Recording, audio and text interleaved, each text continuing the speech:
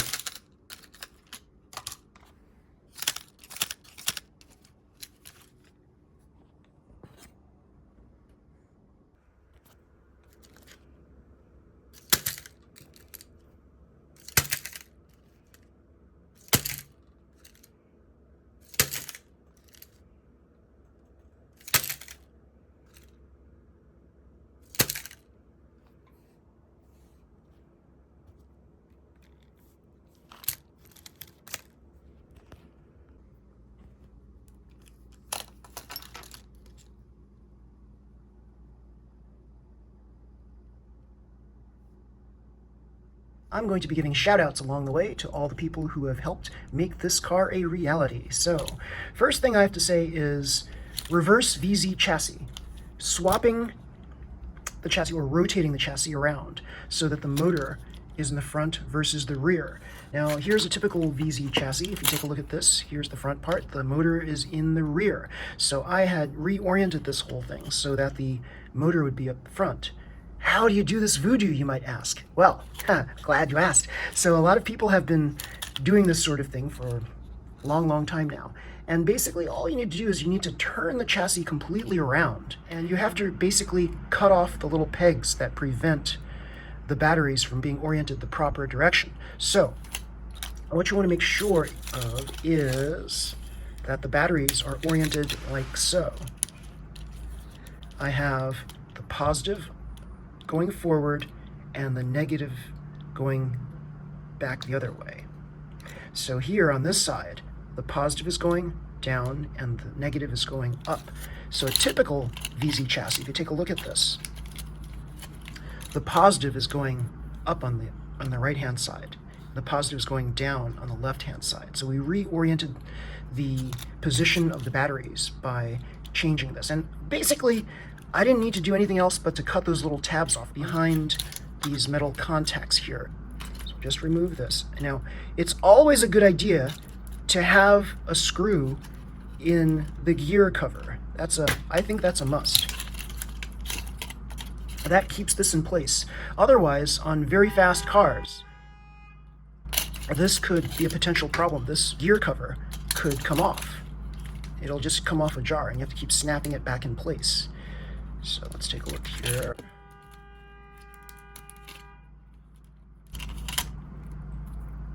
Okay, got a sprint dash motor in this one. Basically, you need to cut off these little tabs right here, and then you can insert the batteries properly.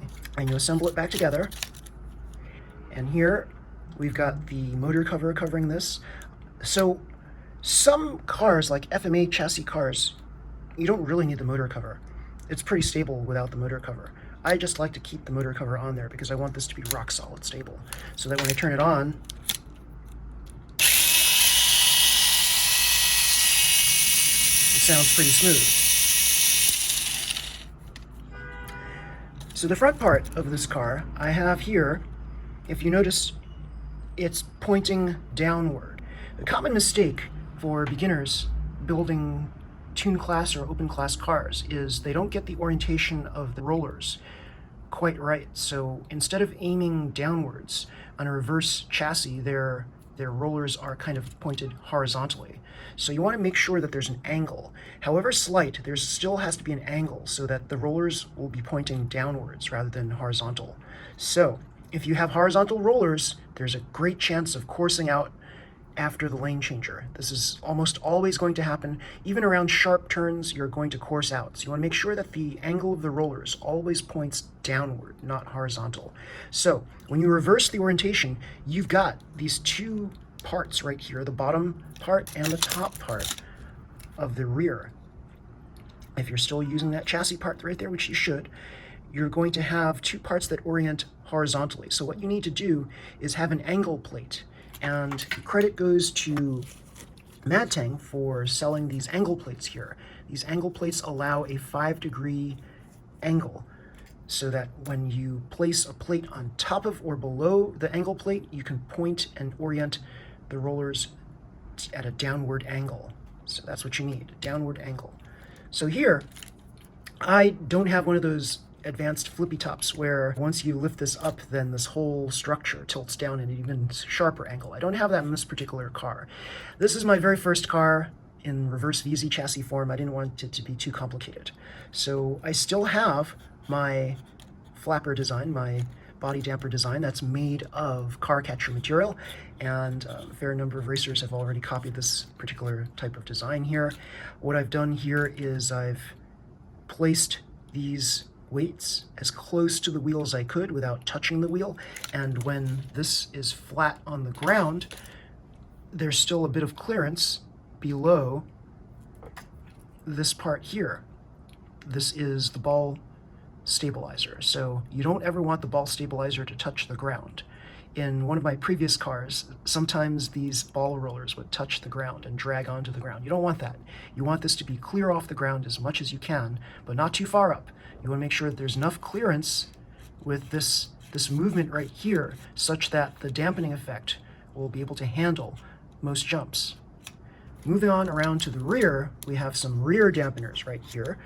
Originally I used this double axle method here to basically add weight to the rear, but it didn't add the desired weight that I really wanted. So I ended up placing a weight on the rear like so, and also these little side weights. These are very light side weights. They hardly do much, you might say, but they really keep the car balanced. So in the rear, we've got 13mm rollers, and we've got these wonderful things from the rear skid roller plate from the MS chassis sets. So here we have these so that when these things ride along the edge of the track, it will simply slide right off rather than just hang off the edge of the track. So you want to try to make sure that if this thing goes off course a little bit, that it'll be able to restabilize and go back onto the track. So yes, so we've got this rear dampening effect, which is very strong. We got the front dampening effect, very strong. And when you put it all together, got a nice dampening effect overall.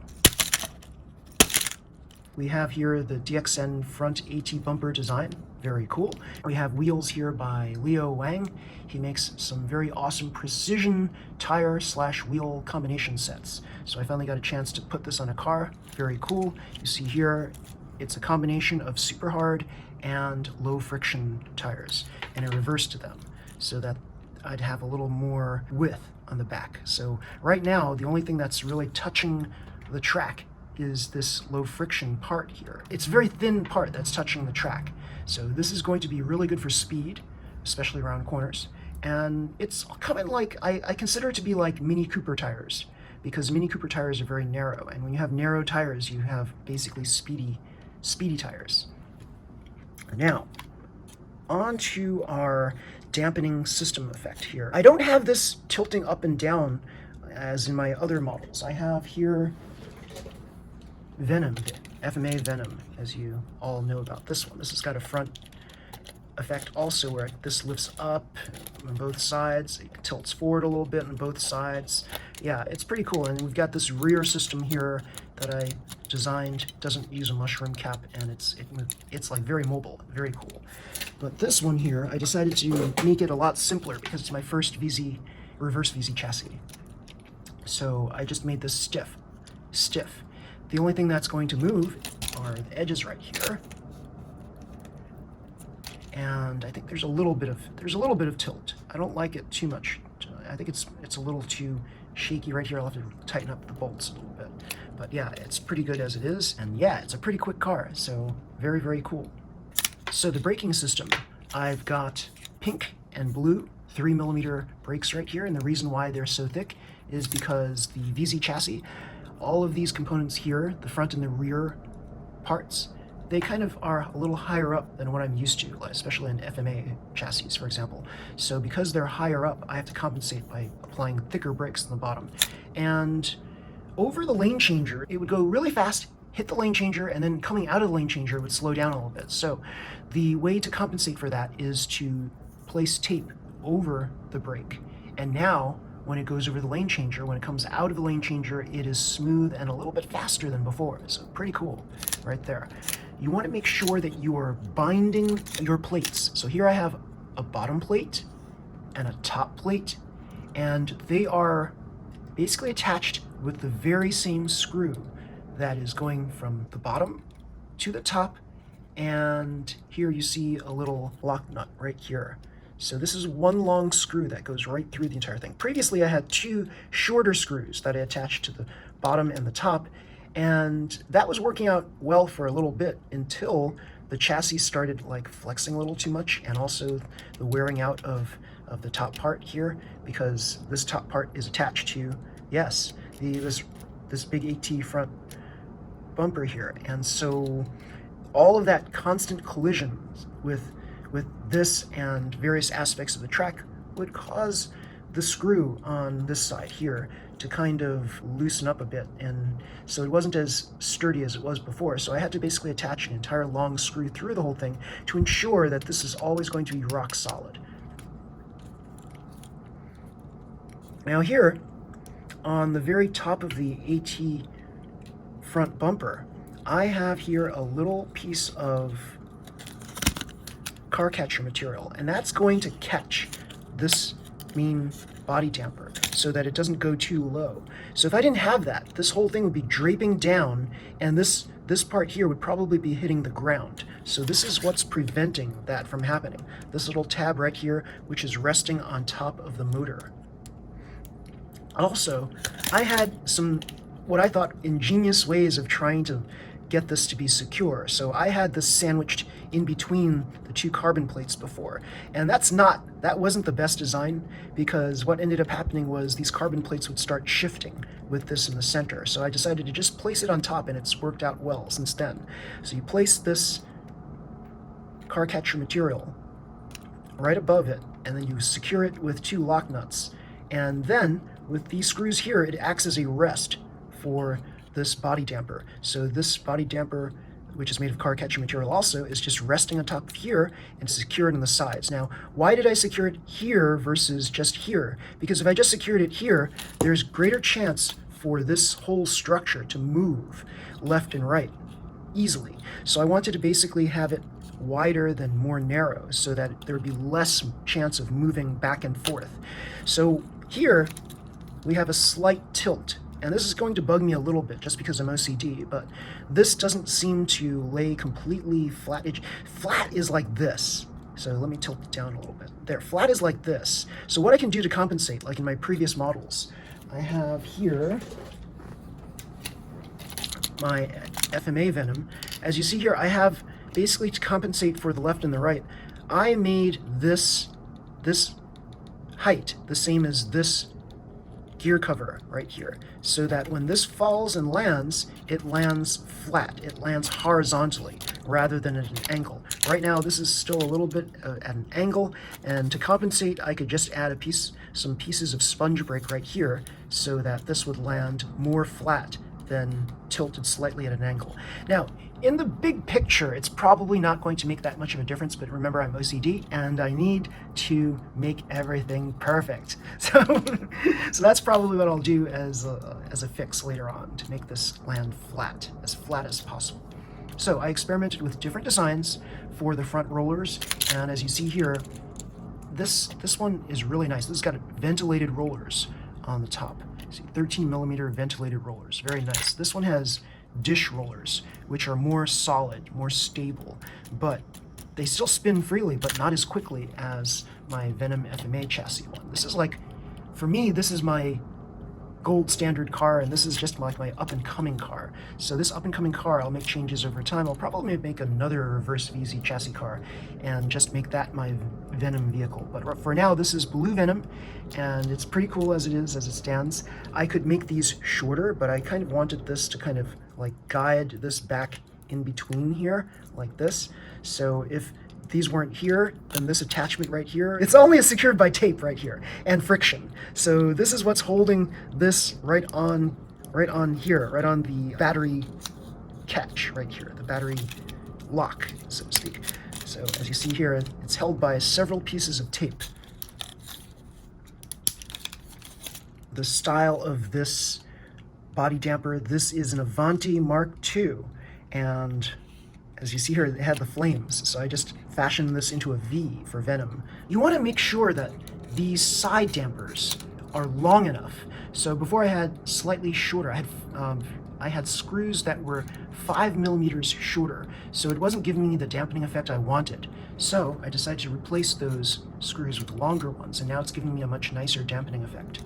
I decided to keep this front part of the VZ chassis so that I can attach these carbon plates. So here we have the usual brake set carbon plate, and then I have on top a front carbon plate in reverse.